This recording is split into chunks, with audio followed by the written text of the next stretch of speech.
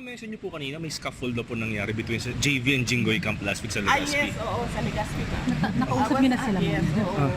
I was not there, pero nabalitaan ko na merong heated exchange between the supporters of our two candidates.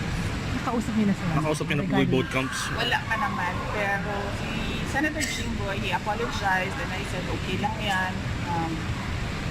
We understand.